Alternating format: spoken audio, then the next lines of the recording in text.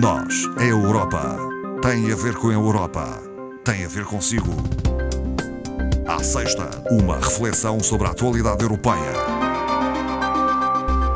Marco Teles, do Centro de Informação Europe Direct Madeira, está connosco. Boa tarde, Marco Teles. Boa tarde, Marta. Antes de mais, vamos deixar aqui nota do e-mail que disponibilizamos para os nossos ouvintes, caso queiram colocar questões, emitir opiniões, deixar um tema para ser apreciado aqui neste espaço Nós é Europa. É mesmo isso, noseuropa@rtp.pt. Está feito o convite, Marco Teles. Está feito o convite, uma vez mais.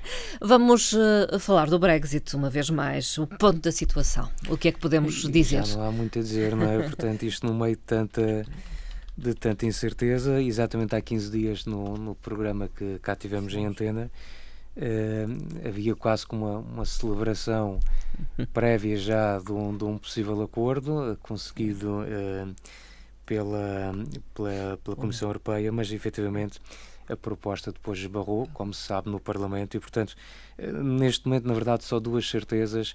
Uma é a questão das eleições no Reino Unido a 12 de dezembro, não é? Vão acontecer a 12 de dezembro e, portanto, pode outra vez, com o resultado das eleições, todo este processo dar uma reviravolta considerável.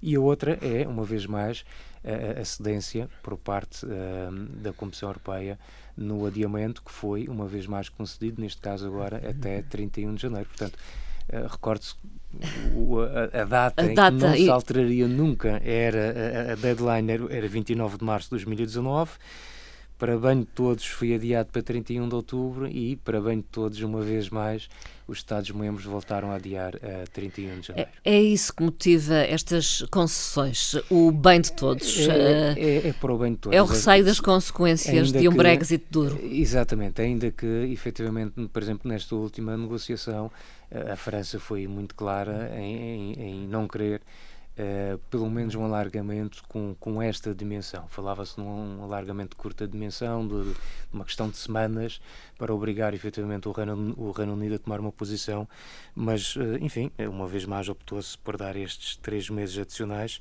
e como disse o Sr. Juncker, aproveitem bem este período então para refletir. Vamos ver o que é que acontece então ao fim dessa... No Reino Unido a população está muito dividida e realço esta frase de John Bercow, que é o speaker, foi o presidente da Câmara dos Comuns, sempre muito polémico, mas ele referiu já após ter saído do cargo que o maior erro de política externa do Reino Unido depois da Segunda Guerra Mundial é mesmo o Brexit. Realmente uma frase, é um destaque desta semana, o speaker da Câmara dos Comuns, muito polémico nas suas intervenções, sim, conhecido também pela sua voz imponente, pela sua atuação muito peculiar no Parlamento. E o order. Pelo order, da forma como ele impõe a ordem, de facto, no Parlamento, e também conhecido pelas gravatas coloridas, sim, não é? Pelas gravatas verdade, muito peculiares. Mas de facto ele veio assumir dizendo que já não era speaker e portanto não tinha a necessidade de se manter imparcial, mas veio assumir uma posição que de certa forma já era sabida, dizendo que realmente isto é um erro, a questão do Brexit. E outra afirmação também que se poderia destacar esta semana, ainda no âmbito deste tema, foi a de Michel Barnier, o negociador-chefe por parte da Comissão Europeia, que esteve presente na Web Summit e que afirmava que o processo do Brexit é uma escola de paciência e tenacidade. Afirmou também que neste processo todos perdem, alertou para a necessidade de se preservar a amizade, a cooperação e a ambição conjunta destes dois blocos para o futuro, independentemente da existência ou não de acordo. E também foi relembrando que as negociações sobre a futura relação comercial hão de ser extremamente difíceis. Nós estamos a falar apenas da questão da aceitação da saída do acordo, sim, com ou sem acordo, mas depois há todo um processo negocial sobre as futuras relações comerciais com o Reino Unido, independentemente do que venha a ser decidido a 31 de janeiro. E, obviamente, se para este processo de divórcio foi o que foi, já com 3 anos de história, imagine-se o que há de vir aí para o futuro. E, portanto, ele também alertou para essas situações. Aliás, há uma entrevista que creio que será dada amanhã na íntegra no Europa Minha, na RTP, creio que por volta da hora do almoço, uma entrevista feita a Michel Barnier, que eu creio que deve ser bastante interessante de se ouvir.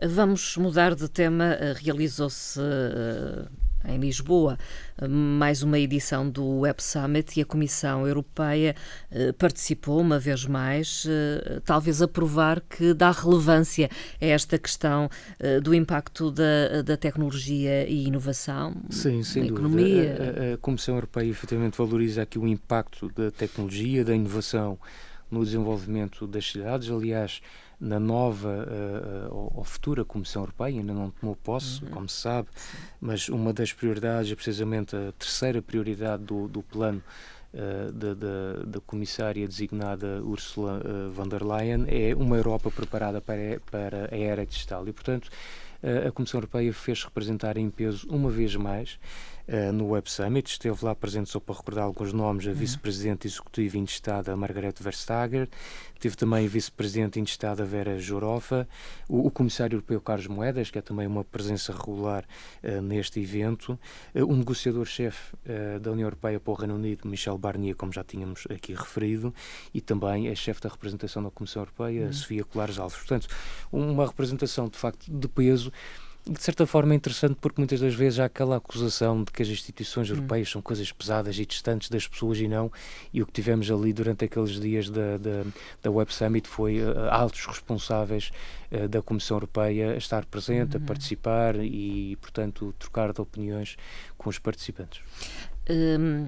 Uma questão que foi falada nesta semana tem a ver com as mulheres na União Europeia e aquilo que ganham, que é, em média, 16% menos do que os homens.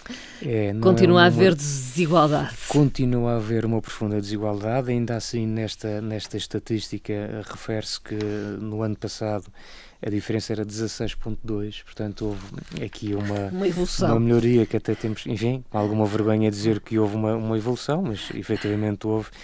E, portanto, simbolicamente, o Dia Europeu da Igualdade Salarial é, de facto, o dia 4 de novembro. Significa que é como se daqui para a frente, simbolicamente, as mulheres deixassem de receber um vencimento. Portanto, os homens continuam até o dia 31 de dezembro a ser pagos pela sua atividade profissional e as mulheres acabaram já no dia 4 e não recebem. Portanto, eu diria que o ideal é que o Dia Europeu da Igualdade Salarial vá até o dia 31 de dezembro. Portanto, quando a gente chegar aí, é que realmente nós estamos no bom caminho. Ainda a respeito desta situação, o primeiro vice-presidente, o Frans Timmermans, referia este propósito que, de qualquer forma, convém lembrar que já lá vão 60 anos que o princípio da igualdade salarial foi inscrita nos tratados europeus. Portanto, está inscrito, no entanto, reconhece que esta legislação não está refletida na realidade, no cotidiano da vida das mulheres e das situações profissionais. E, portanto, da parte da Comissão, reconhece, sobretudo nos últimos 5 anos, que tem havido progressos assinaláveis nesta matéria, mas que ainda assim há muito a fazer. E, aliás, uma estatística feita sobre esta matéria mostrava, ainda bem que assim é, 9 em cada 10 europeus, portanto, mulheres e homens, consideram que esta situação é inaceitável, de haver salários inferiores para a mulher para o exercício do mesmo cargo. Portanto, estamos todos de acordo, mas é preciso, de facto, fazer alguma coisa e é preciso acelerar este processo. Outro tema tem a ver com um acordo bilateral entre a União Europeia e a China. Qual é a relevância deste acordo? Bem, este acordo, existem já várias, tem sido notório nos últimos anos a aproximação do bloco da União Europeia também à China, é incontornável que assim seja, a nível mundial.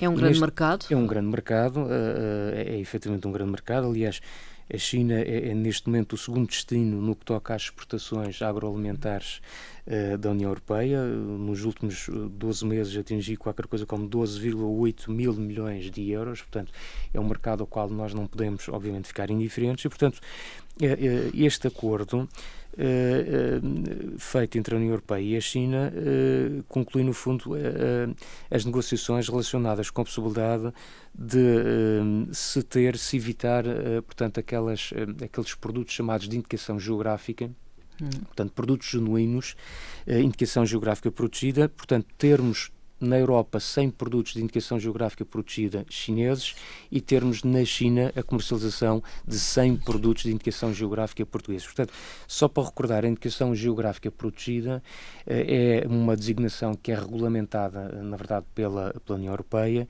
e que protege o nome dos produtos que têm uma relação muito específica com o meio geográfico envolvente. E é uma relação que subsiste, no caso da indicação geográfica, que subsiste pelo menos numa destas três fases, ou seja, a produção, a transformação ou a elaboração. E, portanto, isto ocorre geralmente numa região delimitada, tem um saber fazer devidamente reconhecido, certificado, verificado, por de resto é também alvo de controles independentes e, portanto, isto abre portas, quer do lado chinês, quer do lado europeu, de termos estes produtos de indicação geográfica e, neste momento, com este acordo, nós temos, na verdade, a possibilidade de colocar lá, então, 100 produtos, alguns dos quais, no caso português, prendem sobretudo com produtos na área dos vinhos. De qualquer forma, isto é um acordo que ainda vai entrar em vigor até o final do ano.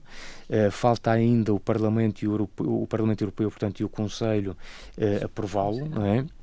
E, portanto, a ideia é que 4 anos após a entrada em vigor deste acordo, que se prevê, portanto, como eu disse, no final deste ano, ele venha novamente a ser alargado e abranger pelo menos mais 175 produtos de indicação geográfica protegida, quer do lado chinês, quer do lado da União Europeia. A Comissão lança uma nova ronda de candidaturas aos passes de viagem Discover You, que pretendem que jovens naturais dos países da União Europeia possam conhecer os outros países. Este é um excelente programa, uma vez mais com preocupação colocada nos jovens e nesta preocupação de lhes dar a oportunidade de conhecer melhor o espaço em que vivem. Portanto, a iniciativa em si, Discover You, ela foi já lançada em junho de 2018 e foi lançada não propriamente uma iniciativa da Comissão, mas foi lançada como uma proposta do Parlamento Europeu. Inicialmente teve esta proposta de base e, portanto, em 2018, quando a Comissão lança então a iniciativa, ela tinha um orçamento que já era substancial, eram 12 milhões de euros.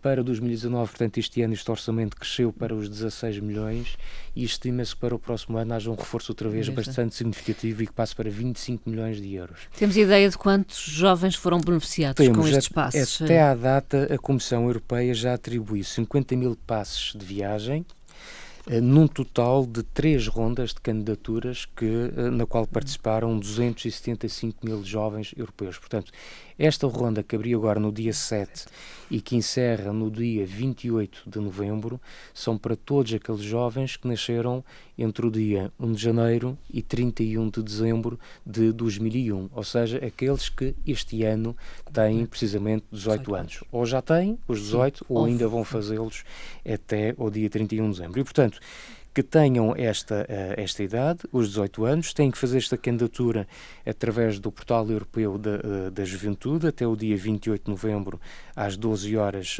hora central europeia, e que tenham disponibilidade para usufruir dessa viagem, caso venham a ser selecionados, viagem essa que ocorre entre o dia 1 de abril e 31 de outubro de 2020. Portanto, isto são candidaturas que estão a ser recebidas agora, para uma análise que vai ser feita, depois os resultados são anunciados em janeiro de 2020 e os felizardos, aqueles que forem contemplados com este passe que permite viajar entre 1 e 30 dias pelos diversos países da Europa, portanto essa seleção dos países é depois feita pelo candidato, de acordo com o plafond que também é disponibilizado, essa viagem terá de decorrer no período compreendido entre 1 de abril e 31 de outubro. Uma salvaguarda para dizer que normalmente estas viagens são feitas por via de autocarro ou por comboio, é a forma mais prática de se ficar a conhecer a Europa, mas está salvaguardada aqui a situação das regiões ultraperiféricas, nomeadamente, insulares. Obviamente aqui a questão insular, a questão da Madeira, em que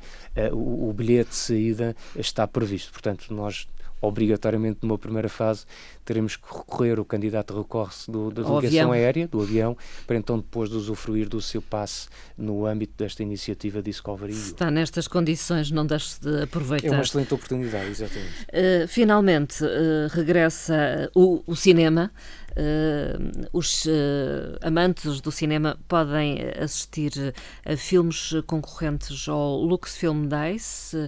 Esta é uma iniciativa, os prémios do Cinema Lux, é uma iniciativa do Parlamento Europeu que foi já iniciado em 2007 e a ideia foi mesmo de estimular o debate à escala europeia sobre as principais questões sociais, promover também o cinema europeu.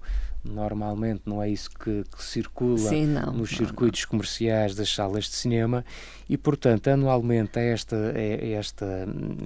este festival, chamemos assim. Há um financiamento da produção desses filmes? Há, sobretudo, aqui o papel do Parlamento Europeu, que é, portanto, há um conjunto de finalistas que são selecionados e depois há três filmes finalistas dentro da primeira seleção que é feita e, portanto, esses 3 filmes finalistas têm como particularidade o facto de ser-lhes oferecida a tradução nas 24 línguas oficiais. Portanto, os filmes são legendados nas 24 línguas oficiais, entram no circuito comercial europeu e, portanto, entre o mês de outubro e janeiro do próximo ano, estes 3 filmes finalistas vão estar a circular nas principais salas de cinema dos 28 Estados-membros, devidamente legendados de acordo com o país para onde vão. E passam por aqui.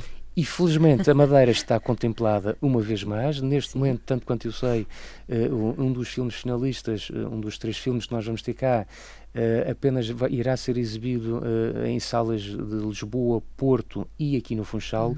E neste caso nós vamos ter o filme, é na verdade um documentário. É curioso porque é a 3ª vez na história dos prémios Lux que um documentário surge entre os filmes finalistas e, portanto, este documentário, e que tem recebido excelentes críticas, irá estar disponível nos cinemas nós do Fórum Madeira na próxima sexta-feira, portanto, dia 15 de novembro, a partir das 19h. E, portanto, sendo este um evento no âmbito dos Lux Film Days, a entrada é totalmente gratuita. E, de facto, o filme tive já a oportunidade de assistir ao trailer. Aliás, é um filme de algo que se passou já, de um acontecimento que ocorre já na década de 60, mas que tem ligações com o mundo atual e, portanto, desse ponto de vista, valerá a pena passar por lá. Chama-se Cold Case, de Amas Kjold, e é de um realizador dinamarquês, Mats Brugger. E é também, convém que se diga, de uma combinação de esforços de vários países. Isto envolve a Dinamarca, a Noruega, a Suécia e a Bélgica. Portanto, até também no mundo do cinema. É uma coprodução complexa, com 4 países a pertencer a esta produção. Marco Teles, ficamos por aqui. Muito obrigada. Um bom fim de semana, então. Obrigado. Bom fim de semana.